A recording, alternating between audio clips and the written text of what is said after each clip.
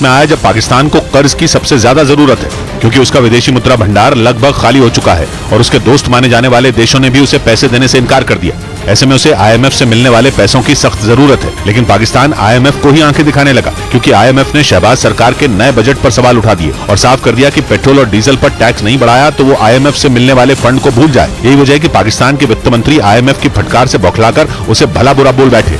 Nehru memorial museum and library का नाम बदलकर prime minister memorial museum and library रखने पर सियासी जंग छिड़ गई। दिल्ली के 3 मूर्ति परिसर में प्रधानमंत्री संग्रहालय के उद्घाटन के करीब 1 साल बाद सरकार ने Nehru memorial museum and library का नाम बदल दिया और उसका नाम prime minister memorial museum and library कर दिया, जिस पर कांग्रेस भड़क गई। उसके नेताओं ने केंद्र सरकार पर जानबूझकर ऐसा करने का आरोप लगाया। इस तरह के काम करके आपने पंडित जी को और विशाल बना दिया। लेकिन बीजेपी ने प्राइम मिनिस्टर मेमोरियल के रखरखाव की बात करते हुए दावा किया कि कांग्रेस बिना सोचे समझे भड़की। क्या किसी ने जाके देखा? बगैर देखे ही बोलने लगते हैं। दिल्ली के 3 मूर्ति परिसर में करीब 1 साल पहले प्रधानमंत्री संग्रहालय का उद्घाटन किया गया था और अब Nehru memorial museum and library का नाम बदल दिया गया, जिसके लिए सरकार ने दलील दी कि संस्थान का नाम देश के किसी एक प्रधानमंत्री के नाम पर नहीं होना चाहिए। उधर कर्नाटक में सिद्धरमैया सरकार के धर्मांतरण विरोधी कानून को रद्द करने के फैसले का विरोध शुरू हो गया। कैबिनेट की मोहर लगने के बाद कर्नाटक सरकार विधानसभा सत्र में इससे जुड़ा बिल लाने वाली है, लेकिन इससे पहले ही वो विरोधियों के निशाने पर आ गई। बीजेपी ने सिद्धरमैया सरकार के फैसलों को वोट बैंक की सियासत करार दिया, जिसके बाद विश्व हिंदू परिषद भी सड़कों पर उतर आई। बेंगलुरु में उसके कार्यकर्ताओं ने सिद्धरमैया सरकार के धर्मांतरण विरोधी कानून को रद्द करने के फैसले का विरोध किया। उन्होंने नारेबाजी की और खुलकर कर्नाटक सरकार के खिलाफ खड़े हो गए।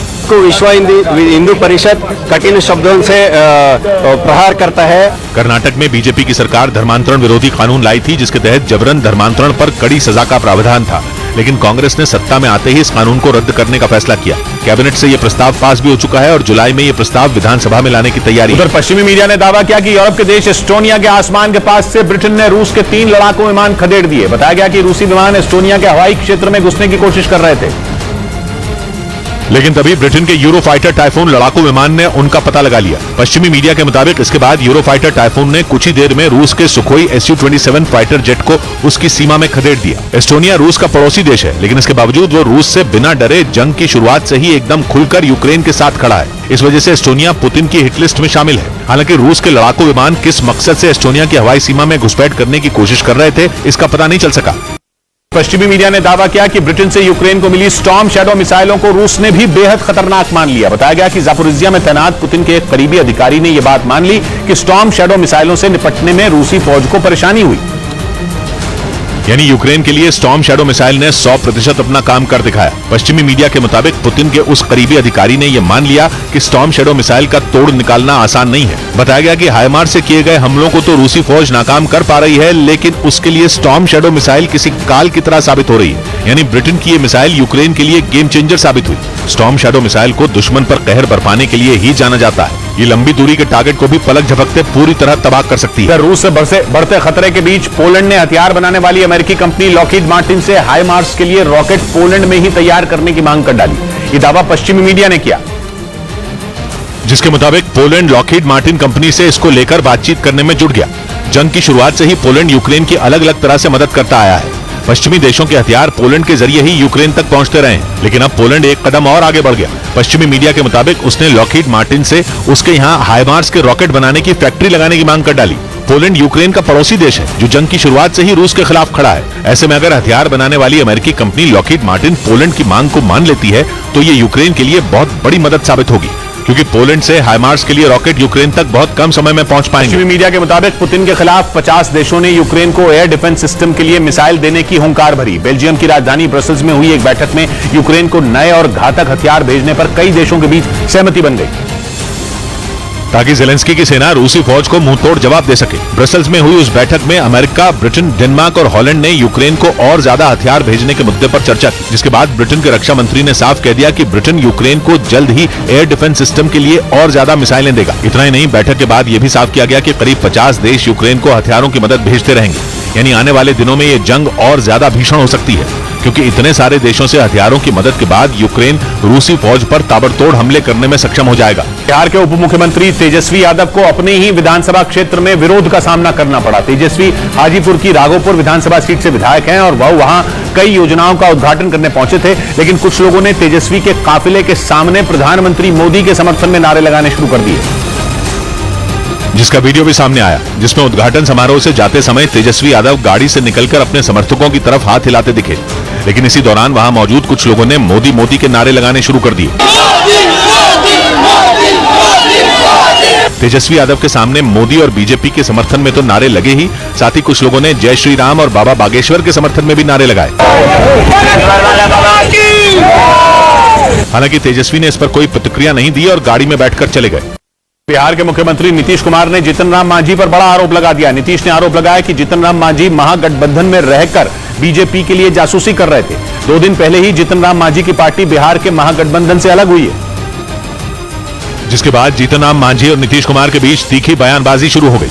नीतीश कुमार ने मांझी पर बीजेपी के लिए महागठबंधन के नेताओं की जासूसी करने का आरोप लगा दिया। अगर ये लोग अंदर रहते तो जो कुछ भी बोलता वो सब बीजेपी को खबर होती। और नीतीश के इस बयान पर मांझी बुरी तरह आग बबूला हो गए। उन्होंने नीतीश कुमार को धोखेबाज बता दिया और दावा कर दिया कि नीतीश कुमार कभी भी तेजस्वी के हाथ में मुख्यमंत्री का पद नहीं देंगे। क्या नीतीश कुमार भाजपा से मिलकर के सरकार नहीं बनाए हैं क्या? मैं कहता हूं दावे के साथ कि तेजस्वी को मुख्यमंत्री नहीं बनावेंगे वो। जीतन राम मांझी की पार्टी ने अब तक ये ऐलान नहीं किया है कि वो एनडीए में शामिल होगी या नहीं। दिल्ली में बीजेपी सांसद बृजभूषण शरण सिंह के घर के पास से एक अनजान शख्स को हिरासत में ले लिया गया। आरोपों के मुताबिक ये शख्स पिछले 2 दिन से बृजभूषण शरण सिंह के घर के आसपास चक्कर लगा रहा था और घर के अंदर जाकर उनके यहाँ काम कर रहे कर्मचारियों से बृजभूषण शरण सिंह के बारे में पूछताछ भी की थी, जिसके बाद वहां काम कर रहे लोगों को उस अजनबी पर शक हुआ, जिसके बाद पुलिस को सूचना दी गई। पुलिस ने वहां पहुंचकर उस अजनबी को हिरासत में ले लिया। आरोपों के मुताबिक ये अनजान शख्स पिछले 2 दिनों से बीजेपी सांसद और कुश्ती संघ के पूर्व अध्यक्ष बृजभूषण सिंह के घर का चक्कर लगा रहा था। वहीं पुलिस आरोपी शख्स को हिरासत में लेकर पूछताछ में जुट गई ताकि ये पता चल सके कि उसका बृजभूषण शरण सिंह के घर में घुसने का मकसद क्या था। छत्तीसगढ़ के अंबिकापुर में 1 दिन पहले आए लव जिहाद के मामले में पुलिस को मानव तस्करी का भी शक है। पुलिस ने बताया कि आरोपी नाम बदलकर एक लड़की के साथ कोर्ट में शादी करने पहुंचा था, लेकिन जब शादी के लिए उसने अपना असली नाम बताया तो उसकी सच्चाई सामने आ गई। लड़का का नाम तो राहुल सिंह के नाम से जानती थी, लेकिन जब साइन कर रहा था वो नूर आलम नाम का साइन कर रहा था, जिसके बाद कोर्ट में हंगामा मच गया। जानकारी मिलते ही वहां पहुंची पुलिस ने दोनों को हिरासत में लिया और पूछताछ के लिए अपने साथ ले गई। पूछताछ में पता चला कि आरोपी ने नौकरी का झांसा देकर लड़की को बस्तर से अंबिकापुर बुलाया था और यहां से शादी के बाद वो उसे गुजरात भेजने वाला था। ऐसे में पुलिस को इस मामले में मानव तस्करी का शक है। पुलिस ने आरोपी के खिलाफ मामला दर्ज कर लिया और आगे की जांच में जुट गई। मुंबई में एक निजी स्कूल में लाउडस्पीकर पर रिकॉर्डेड अजान बजाई गई, जिसके बाद लोगों ने वहां जमकर हंगामा किया। स्कूल में अजान बजाए जाने की खबर मिलते ही बच्चों के माता पिता स्कूल पहुंच गए और वहां जमकर हंगामा किया, क्योंकि स्कूल में अजान होने के बाद विवाद खड़ा हो गया। छात्रों के अभिभावकों ने स्कूल के बाहर प्रदर्शन किया और बच्चों के धर्मांतरण की कोशिश का आरोप लगाया। लोगों ने आरोपी टीचर के खिलाफ कार्रवाई की मांग की। बच्चों को कन्वर्ट करने की कोशिश की जा रही है, वो एक्सेप्ट नहीं करेंगे। स्कूल में लोगों की भीड़ और गुस्से को देखते हुए मामले की जानकारी पुलिस को दी गई। प्रेस में अजान बजाया गया तो उस तकरार का पुलिस ने दखल लिया है। मामला बढ़ता देख स्कूल ने अजान की रिकॉर्डिंग चलाने वाले शिक्षक को निलंबित कर दिया। हालांकि स्कूल ने सफाई दी कि वो हर धर्म की प्रार्थनाएं बजाते हैं ताकि बच्चे उन्हें समझ सकें, लेकिन लोगों की भावनाओं को ध्यान में रखते हुए स्कूल ने आश्वासन दिया कि वहां दोबारा अजान की रिकॉर्डिंग नहीं चलाई जाएगी। उत्तर कोरिया और दक्षिण कोरिया में बढ़ रहे तनाव के बीच अमेरिका ने अपनी एक परमाणु पनडुब्बी दक्षिण कोरिया भेज दी। दावा किया गया कि अमेरिका का यह एक्शन उत्तर कोरिया के नए मिसाइल परीक्षण के बाद देखने को मिला, क्योंकि दक्षिण कोरिया की सेना ने दावा किया कि 1 रोज पहले ही उत्तर कोरिया ने 2 नई मिसाइलों का परीक्षण किया और उत्तर कोरिया के इन ताबड़तोड़ मिसाइल परीक्षणों को दक्षिण कोरिया अपने लिए खतरा मानता है। जबकि दूसरी तरफ उत्तर कोरिया के शासक किम जोंग उन अपने कट्टर दुश्मन दक्षिण कोरिया और अमेरिका के बीच बढ़ती करीबी से चिड़े हुए हैं। वो दक्षिण कोरिया और अमेरिका को कई बार धमकी भी दे चुके हैं, लेकिन दक्षिण कोरिया में अपनी न्यूक्लियर सबमरीन भेजकर अमेरिका ने साफ कर दिया कि वो किम की धमकियों से डरने वाला नहीं है। उत्तर कोरिया की फेल हुई जासूसी सैटेलाइट का मलबा दक्षिण कोरिया के हाथ लग गया। पश्चिमी मीडिया ने दावा किया कि समंदर में एक सर्च ऑपरेशन के दौरान दक्षिण कोरिया ने जासूसी सैटेलाइट के एक बड़े हिस्से की खोज कर ली, जिसे 31 मई को उत्तर कोरिया ने पड़ोसी देशों की जासूसी के लिए लॉन्च किया था, लेकिन वो फेल होकर दक्षिण कोरिया के करीब समंदर में गिर गई थी। उसी दिन से दक्षिण कोरिया ने अपनी सीमा से 200 किलोमीटर समंदर के अंदर सर्च ऑपरेशन शुरू कर दिया था और अब पश्चिमी मीडिया के मुताबिक 75 मीटर की गहराई में स्पाई सैटेलाइट के टुकड़े मिले, जिसकी लंबाई करीब 15 मीटर थी, यानी ये सैटेलाइट का आधा हिस्सा था। वहीं सैटेलाइट का एक बड़ा हिस्सा मिलने के बाद उसे रिसर्च सेंटर भेज दिया गया, जहां दक्षिण कोरिया और अमेरिका के वैज्ञानिक ये पता लगाने में जुट गए कि उत्तर कोरिया की मिसाइल तकनीक क्या है। इससे पहले दक्षिण कोरिया ने दावा किया था कि चीन भी इस सैटेलाइट के मलबे की तलाश में जुटा था। पश्चिमी मीडिया ने दावा किया कि अमेरिका, दक्षिण कोरिया और जापान ने मिसाइल लॉन्च करने पर किम जोंग उन को घेर लिया। एक रोज पहले खबर आई थी कि उत्तर कोरिया ने जापान और दक्षिण कोरिया की समुद्री सीमा में कम दूरी की क्षमता वाली 2 बैलिस्टिक मिसाइलों का परीक्षण किया, जिस पर जापान के प्रधानमंत्री भड़क गए। उन्होंने तुरंत अमेरिका और दक्षिण कोरिया के साथ बैठक की, जिसके बाद उन्होंने दुनिया के सभी देशों से किम जोंग उन के खिलाफ खड़े होने की अपील की और साफ कह दिया कि उत्तर कोरिया के खिलाफ सख्त से सख्त पाबंदी लगाई जानी चाहिए। हालांकि अमेरिका, जापान और दक्षिण कोरिया यूएन में कई बार उत्तर कोरिया के खिलाफ सख्त एक्शन लेने की अपील कर चुके हैं, लेकिन उत्तर कोरिया को रूस और चीन का समर्थन है, इसी वजह से वो हर बार बच निकलता है। पश्चिमी मीडिया ने दावा किया कि अमेरिका और दक्षिण कोरिया ने एक दिन पहले साझा युद्ध अभ्यास किया था। खबर है कि इसी बात से किम जोंग उन बुरी तरह भड़क गए और उन्होंने इसके जवाब में 2 बैलिस्टिक मिसाइल का परीक्षण कर अपनी ताकत दिखा दी। इधर आरजेडी विधायक रीतलाल यादव के रामचरितमानस पर दिए बयान पर सियासी बयानबाजी शुरू हो गई, क्योंकि उन्होंने इतिहास का हवाला दिया और दावा किया कि रामचरितमानस एक मस्जिद में लिखी गई थी। रीतलाल यादव बिहार के दानापुर से विधायक हैं। इससे पहले उन्हीं की पार्टी के नेता और बिहार के शिक्षा मंत्री चंद्रशेखर सिंह ने रामचरितमानस पर विवादास्पद बयान दिया था और अब आरजेडी विधायक रीतलाल यादव के रामचरितमानस पर दिए बयान पर बवाल हो गया, क्योंकि उन्होंने इतिहास का हवाला देकर दावा किया कि रामचरितमानस एक मस्जिद में लिखी गई थी। रामचरितमानस जो लिखा गया था, आपको याद होगा, एक मस्जिद में लिखा गया था। इतिहास उठा के देखिएगा। जिसके बाद बीजेपी भड़क गई। उसने नहले पर दहला मारते हुए नीतीश और उनके सहयोगियों पर तंज कस दिया। इसका पढ़ाई चरवाहा विद्यालय में जब से माननीय मुख्यमंत्री जी नीतीश कुमार जी एडमिशन लिए होंगे तब हुआ होगा। रीतलाल यादव से पहले आरजेडी नेता और बिहार के शिक्षा मंत्री चंद्रशेखर सिंह ने रामचरितमानस को नफरत फैलाने वाला ग्रंथ बताकर बखेड़ा खड़ा कर दिया था, जिसकी वजह से नीतीश सरकार को विरोधियों के हमले झेलने पड़े थे। जिसके बाद जेडीयू के सहयोगी आरजेडी के एक और विधायक ने रामचरितमानस पर विवादास्पद बयान दे डाला। हिंदू राष्ट्र पर छिड़ी बहस के बीच छत्तीसगढ़ में कांग्रेस की विधायक अनीता योगेंद्र शर्मा ने भारत को हिंदू राष्ट्र बनाने का संकल्प ले लिया। उन्होंने ये बयान रायपुर में आयोजित धर्म सभा में लिया। कुछ महीने बाद छत्तीसगढ़ में चुनाव होंगे, जिसके लिए कांग्रेस ने पूरी ताकत झोंक रखी है। यही नहीं, चुनावी तैयारियों के बीच कांग्रेस की एक विधायक ने हिंदू राष्ट्र का संकल्प तक ले डाला। हिंदू राष्ट्र बनाने के लिए हम संकल्पित होकर हिंदू के लिए बात करें। छत्तीसगढ़ के धरसींवा से कांग्रेस विधायक अनीता योगेंद्र शर्मा ने रायपुर की धर्म सभा में यह संकल्प लिया। उनसे पहले जगत गुरु शंकराचार्य स्वामी श्री निश्चलानंद महाराज ने हिंदू राष्ट्र का मुद्दा उठाया। वैसे इस मुद्दे ने तब तूल पकड़ा जब कुछ दिन पहले बागेश्वर धाम के पंडित धीरेन्द्र शास्त्री ने हिंदू राष्ट्र का संकल्प लिया था, जिसके बाद भारत को हिंदू राष्ट्र बनाने पर बहस छिड़ गई। दिल्ली के पास यूपी के गाजियाबाद की एक हाउसिंग सोसाइटी में एक बच्चे पर कुत्ते ने हमला कर दिया। बताया गया कि वो कुत्ता पिटबुल नस्ल का था, जिसे बेहद खतरनाक माना जाता है। बच्चे के घर वालों का आरोप है कि बच्चा शाम के वक्त बाहर खेल रहा था, तभी हाउसिंग सोसाइटी में ही पले उस खतरनाक कुत्ते ने बच्चे पर हमला कर दिया, जिससे वो बच्चा बुरी तरह घायल हो गया। उस बच्चे के घर वालों ने आरोप लगाया कि हाउसिंग सोसाइटी में खेलते उनके 7 साल के बच्चे पर जिस कुत्ते ने झपट्टा मारा वो पिटबुल नस्ल का था, जिसे बेहद खतरनाक माना जाता है, जिसने उसके कान और कमर के हिस्सों पर काट लिया। बताया गया कि उस कुत्ते को उसके मालिक ने घर के बाहर एक चारपाई से बांध रखा था। चारपाई खींच के ले गो, ये काट लो पीछे पे, कान भी काट रखा है। घर वालों ने आरोप लगाया कि उस कुत्ते के मालिक ने उन पर शिकायत वापस लेने का दबाव भी बनाया। हालांकि पुलिस ने इस मामले में एफआईआर दर्ज करते हुए उस कुत्ते के मालिक को हिरासत में ले लिया।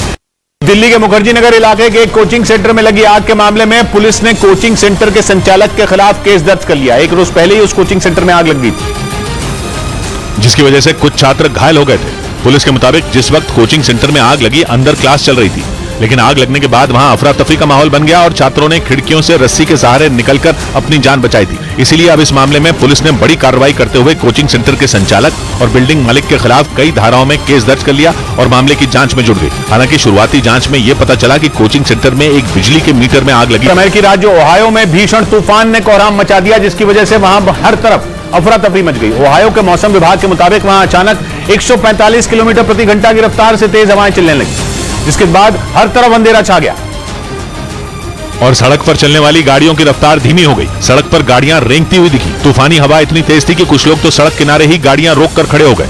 ये भयंकर तूफान अमेरिकी राज्य ओहायो में आया था और वहां के मौसम विभाग के मुताबिक इस दौरान 145 किलोमीटर प्रति घंटा की रफ्तार से तेज हवाएं चली, जिसका एक वीडियो भी सोशल मीडिया पर वायरल हुआ। वीडियो में पेड़ के पत्ते आसमान में तेजी से उड़ते हुए दिखाई दिए और दिन में हर तरफ अंधेरा छा गया। तेज हवा के डर से कुछ गाड़ियां सड़क किनारे खड़ी हो गईं, जबकि कुछ गाड़ियां धीरे धीरे सड़क से गुजरती हुई दिखी। यूरोप के देश सर्बिया में बेहिसाब बारिश के बाद आई बाढ़ ने भयंकर तबाही मचाई, जिसके बाद बाढ़ में फंसे 75 लोगों का रेस्क्यू किया गया। जो बाढ़ के बीच अपने घरों और गाड़ियों में फंस गए थे। मध्य सर्बिया में आसमान से बरसी आफत ने कई इलाकों को पूरी तरह डुबो दिया। बारिश के पानी ने सड़कों और निचले इलाकों पर कब्जा जमा लिया। तेज बारिश के बाद वहां के एक इलाके में सड़क का एक बड़ा हिस्सा धंस गया, जिसकी वजह से रास्ता तक बंद हो गया। हालांकि इमरजेंसी से निपटने के लिए रेस्क्यू टीम ने रात भर बाढ़ प्रभावित जगहों पर गश्त किया और वहां फंसे 75 लोगों को सुरक्षित राहत कैंप तक पहुंचाया, क्योंकि तेज बारिश के बाद ये सभी लोग अपने घरों और गाड़ियों में फंस गए थे। कोलकाता हाईकोर्ट ने पंचायत चुनाव को देखते हुए सभी जिलों में केंद्रीय बल की तैनाती का आदेश जारी कर दिया। पंचायत चुनाव के लिए नामांकन के दौरान राज्य के कई जिलों में जमकर हिंसा हुई थी, जिसके बाद बीजेपी और सीपीएम ने टीएमसी पर अपने उम्मीदवारों को पर्चा भरने से रोकने का आरोप लगाया और राज्य में केंद्रीय सुरक्षा बल की तैनाती की मांग की। इसी मुद्दे पर सुनवाई करते हुए कोलकाता हाईकोर्ट ने राज्य चुनाव आयोग को अगले 48 घंटे में सभी जिलों में केंद्रीय बल की तैनाती का आदेश दे दिया। कोर्ट के इस फैसले के बाद बीजेपी ने ममता सरकार पर निशाना साधा। बंगाल में पॉलिटिकल वायलेंस खत्म हो जाएगा, डेमोक्रेसी रिस्टोर होगा। बीजेपी के इस हमले पर मुख्यमंत्री ममता बनर्जी ने मणिपुर हिंसा का जिक्र कर पलटवार किया। मंत्री बाड़ी जानिए दिए 150 जনের উপর গুলিতে मारा गए। इससे पहले राज्य चुनाव आयोग ने केंद्रीय बल को तैनात करने की मांग खारिज कर दी थी। पश्चिम बंगाल में पंचायत चुनावों की वजह से भड़की हिंसा के दौरान दक्षिण 24 परगना में बीजेपी के एक उम्मीदवार के घर पर हमला हो गया। बीजेपी ने इस हमले का आरोप टीएमसी पर लगा दिया, जिसके बाद पश्चिम बंगाल बीजेपी के अध्यक्ष सुकांत मजुमदार बीजेपी उम्मीदवार के घर पहुंच गए। इस दौरान उसके साथ कई बीजेपी कार्यकर्ता भी वहीं पहुंचे। बीजेपी नेताओं और कार्यकर्ताओं ने टीएमसी के खिलाफ नारेबाजी और प्रदर्शन शुरू कर दिया। हमले के बाद की जो तस्वीरें सामने आई, उनमें बीजेपी कार्यकर्ता का घर तहस नहस नजर आया। आरोपियों ने घर में जमकर तोड़फोड़ की और घर में रखे बर्तन, टीवी, कूलर सब तोड़ दिया, जिसकी वजह से घर का पूरा सामान जमीन पर बिखरा पड़ा दिखा। हमले के बाद बीजेपी उम्मीदवार के परिवार का रो रो कर बुरा हाल हो गया। उन्होंने टीएमसी कार्यकर्ताओं पर हमले का आरोप लगाया और उनके खिलाफ सख्त कार्रवाई। राजस्थान के झुंझुनू में कुछ बदमाशों ने एक दुकान पर हमला कर दिया। पुलिस के मुताबिक हमला करने वालों ने पहले उस दुकान के मालिक से पैसों की मांग की और जब उसने विरोध किया तो बदमाशों ने दुकान पर हमला कर दिया, जिसका एक सीसीटीवी वीडियो भी सामने आया, जिसमें हमलावर हाथ में डंडे लिए नजर आए और दुकान में तोड़फोड़ करते दिखे। वहीं दुकानदार उन लोगों को रोकने की कोशिश करता रहा। वो कभी हाथ जोड़ता तो कभी डंडा पकड़ने की कोशिश करता, जिसके बाद हमलावरों ने उसे घेर लिया और डंडे से पीटने लगे और फिर उसे धमकी देते हुए वहां से चले गए। दुकानदार की शिकायत पर पुलिस ने जांच शुरू कर दी, जिसमें पता चला कि ये लोग कई दिनों से उसे वसूली के लिए धमका रहे थे। इससे पहले उन्होंने एक फैक्ट्री मालिक से 20 लाख रुपए मांगे थे और पैसे नहीं मिलने पर वहां भी तोड़फोड़ की थी, जिसका वीडियो खुद इन हमलावरों ने बनाया और दहशत फैलाने के लिए उसे वायरल कर दिया। सिक्किम के पोक्यांग में बादल फटने की वजह से अचानक बाढ़ आ गई और वहां जमीन खिसकने से भारी नुकसान हो गया, जिसका एक खौफनाक वीडियो भी सामने आया, जिसमें उफनते सैलाब का रौद्र रूप देखने को मिला और कुछ ही देर में पूरा इलाका दरिया में तब्दील हो गया। सिक्किम के पाक्योंग में बादल फटने की वजह से वहां अचानक बाढ़ आ गई और तेज रफ्तार में बहता हुआ सैलाब ऊंचाई से नीचे की ओर आने लगा। ऐसा लगा जैसे ताकतवर लहरें सब कुछ अपने साथ बहा ले जाएंगी, जिसे देखकर वहां लोग खौफ से भर गए। बताया गया कि इस दौरान जमीन का बड़ा हिस्सा खिसक गया और उफनते सैलाब में समा गया, जिससे भारी नुकसान हो गया और वहां सिर्फ तबाही का मंजर दिखाई। असम में लगातार हो रही बारिश की वजह से बाढ़ जैसे हालात बन गए। बताया गया कि असम के लखीमपुर, डिब्रूगढ़ और धेमाजी जिले में बाढ़ से 29,000 से ज्यादा लोग प्रभावित हुए, लेकिन लखीमपुर में बाढ़ का सबसे खतरनाक रूप देखने को मिला, जहां कई गांव बाढ़ की चपेट में आ गए। मकान, दुकान, सड़क सब पर पानी का ही कब्जा दिखाई दिया। कमर तक भरे पानी में उतरकर लोग आने जाने को मजबूर दिखे। कुछ कच्चे मकान पानी के तेज बहाव में बह गए। असम आपदा प्रबंधन प्राधिकरण की बाढ़ रिपोर्ट के मुताबिक असम के लखीमपुर, डिब्रूगढ़ और धेमाजी जिले में बाढ़ से 29,000 से ज्यादा लोग प्रभावित हुए, लेकिन लखीमपुर जिले में बाढ़ सबसे ज्यादा बर्बादी लेकर आई। वहां 25 गांव बाढ़ की चपेट में आ गए, जिससे करीब 23,000 से ज्यादा लोग प्रभावित हुए। पश्चिमी मीडिया ने दावा किया कि पुतिन की धमकी का नेटो पर कोई असर नहीं हुआ। पुतिन की चेतावनी के बाद भी नेटो चीफ ने यूक्रेन को और ज्यादा हथियार भेजने की अपील कर दी। एक रोज पहले पुतिन ने नेटो को धमकी देते हुए हथियार देने से मना किया था, लेकिन पुतिन की धमकी को नेटो ने हवा में उड़ा दिया। नेटो चीफ येंस स्टोल्टनबर्ग ने नेटो के सदस्य देशों से यूक्रेन को और ज्यादा हथियार भेजने की अपील कर दी। साथ ही उन्होंने दावा किया कि यूक्रेन ने रूस के कब्जे वाले इलाकों पर ऐसा पलटवार किया कि रूस के सैनिकों को अपने पैर पीछे खींचने पड़ गए। पश्चिमी मीडिया के मुताबिक यूक्रेन को नेटो से हथियार मिलते रहेंगे तो वो रूस की सेना को यूक्रेन से खदेड़ देगा। नेटो चीफ ने जानकारी दी कि अगले महीने लिथुआनिया में 31 देशों वाले नेटो की बैठक होगी, जिसमें यूक्रेन को हथियारों की नई खेप देने पर फैसला होगा। यूक्रेन के मुताबिक नेटो के सदस्य देश नॉर्वे और डेनमार्क जल्द उसे गोला बारूद की बड़ी मदद भेजेंगे। यूक्रेन लंबे वक्त से इन देशों से हथियारों की मांग करता आया है, लेकिन अब जल्द यूक्रेन की मुराद पूरी हो जाएगी, क्योंकि यूक्रेन के राष्ट्रपति के मुताबिक नॉर्वे और डेनमार्क यूक्रेन को गोला बारूद देने के लिए तैयार हो गए। ये दोनों देश नेटो के सदस्य हैं और ज़ेलेंस्की लगातार नेटो देशों से ज्यादा हथियारों की मांग करते आए हैं। यही वजह है कि अब दोनों देशों ने भी यूक्रेन की मदद के लिए आगे आने का फैसला किया। यूक्रेन को जल्द इन देशों से गोला बारूद की एक बड़ी खेप मिल जाएगी। लेकिन जैसे इसकी जानकारी यूक्रेन के राष्ट्रपति जेलेंस्की को मिली, उन्होंने तुरंत नॉर्वे और डेनमार्क का शुक्रिया अदा किया। की जांच कमेटी ने खेरसोन के नोवाकोखोवका डैम पर हमले के लिए रूस को दोषी माना। पश्चिमी मीडिया के मुताबिक यूक्रेन ने डैम टूटने की जांच की और इसके बाद दावा किया कि रूस ने बांध को बम से उड़ाया था, जिसकी कीमत खेरसोन के लोगों को बाढ़ की समस्या से जूझ कर चुकानी पड़ी, क्योंकि ये कोई ऐसा वैसा बांध नहीं था, बल्कि यूक्रेन की सबसे लंबी नदी नीप्रो पर बना बांध था। लेकिन बांध के टूटने के बाद वहां भीषण बाढ़ आ गई थी। पश्चिमी मीडिया के मुताबिक यूक्रेन ने डैम टूटने के बाद एक जांच कमेटी बनाई थी और इसी जांच कमेटी ने बांध के टूटने का आरोप रूस पर लगाया। साथ ही यूक्रेन ने दावा किया कि रूस ने बांध को तोड़ने के लिए विस्फोटक का इस्तेमाल किया था। इससे पहले ब्रिटेन ने भी बांध टूटने की जांच की थी और उसने भी इसके लिए रूस को ही जिम्मेदार बताया था। यूक्रेन ने दावा किया कि रूस के राष्ट्रपति पुतिन ने जेलेंस्की के शहर क्रीवी रीह पर हमले तेज कर दिए, जिससे देखकर ऐसा लगा मानो वो क्रीवी रीह को पूरी तरह खत्म करके ही दम लेंगे, क्योंकि 4 दिन के अंदर पुतिन की सेना ने वहां 2 बार भीषण हमले किए और भयानक तबाही मचा दी। जेलेंस्की के शहर क्रीवी रीह पर एक रोज पहले रूस ने 2 फैक्ट्रियों को निशाना बनाकर मिसाइल गिरा दी, जिससे वहां भारी नुकसान हुआ। क्रीवी रीह के मेयर ने जानकारी दी कि रूस के हमले में 38 साल का एक आदमी जख्मी हो गया और इमारतों को काफी नुकसान पहुंचा, जिसके बाद पूरे शहर में इमरजेंसी सायरन बजने लगे।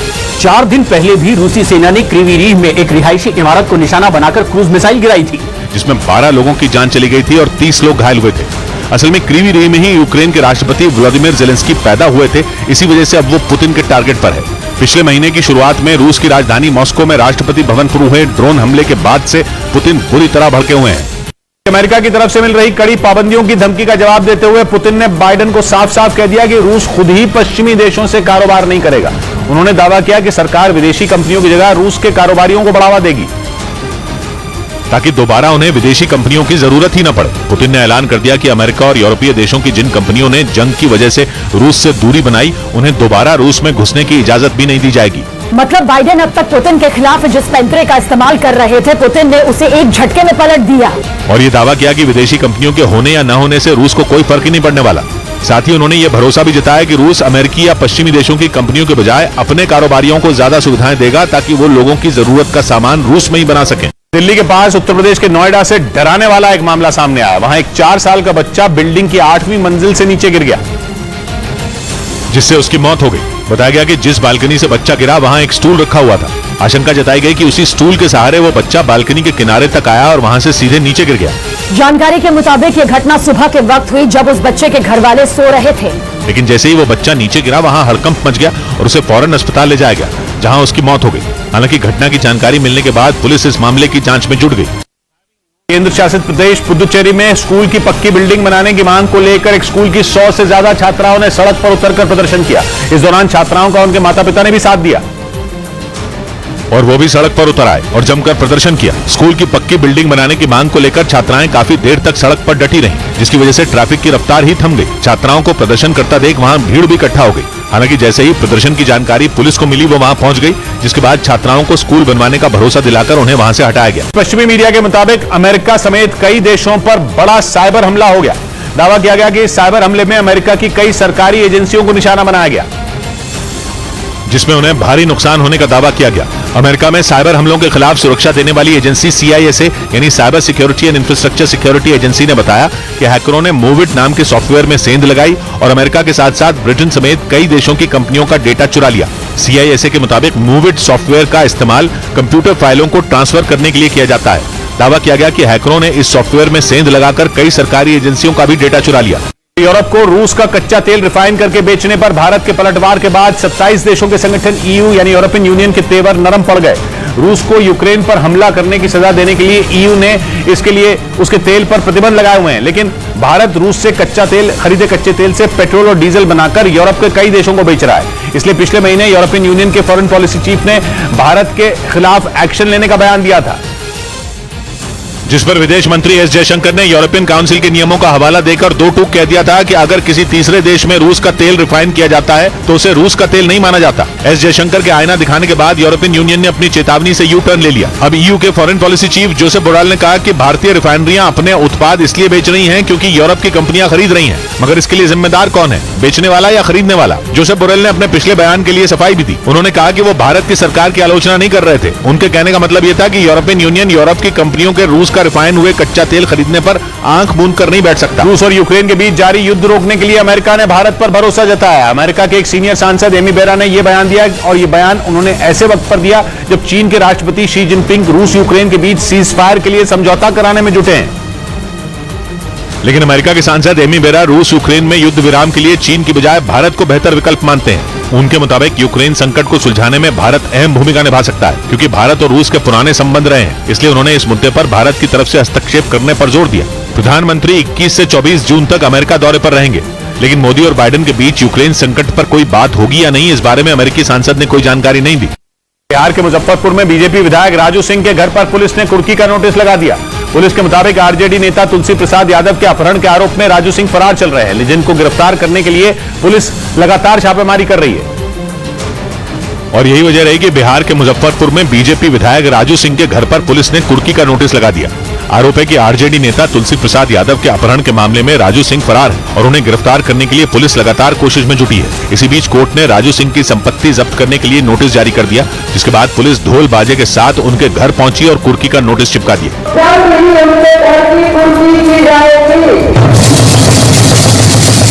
साथ ही पुलिस ने ऐलान कर दिया कि बीजेपी विधायक राजू सिंह ने पुलिस या कोर्ट के सामने सरेंडर नहीं किया तो उनकी संपत्ति जब्त कर ली जाएगी। पाकिस्तान में 9 मई को हुई हिंसा के मामले में पुलिस वहां के पत्रकारों के खिलाफ भी केस दर्ज कर रही है। 9 मई को अल कादिर केस में पाकिस्तान के पूर्व प्रधानमंत्री इमरान खान को गिरफ्तार किया गया था, जिसके विरोध में वहां हिंसा भड़क गई थी, और इस हिंसा के बाद बड़ी संख्या में इमरान की पार्टी के नेताओं और कार्यकर्ताओं को गिरफ्तार किया गया था। लेकिन पाकिस्तान में 9 मई को हुई हिंसा के मामले में पुलिस ने पत्रकारों के खिलाफ केस दर्ज करना शुरू कर दिया। पत्रकारों ने लोगों को हिंसा भड़काने के लिए उकसाया था और गुस्साए लोगों ने कई सरकारी दफ्तरों पर हमले कर दिए थे, जिसके आरोप में पुलिस ने कई पत्रकारों के खिलाफ केस दर्ज कर लिया। असल में 9 मई को पाकिस्तान में वहां के पूर्व प्रधानमंत्री इमरान खान को अल कादिर केस में पुलिस ने गिरफ्तार कर लिया था, जिसके बाद जबरदस्त हिंसा हुई थी और इसके आरोप में इमरान की पार्टी के कई नेताओं को गिरफ्तार कर लिया गया था। इसी कड़ी में अब पत्रकारों के खिलाफ कार्रवाई शुरू हो गई। बिहार के गोपालगंज में एक खेत में देसी बम फटने से हड़कंप मच गया, जिसकी चपेट में आने से 3 बच्चे बुरी तरह घायल हो गए।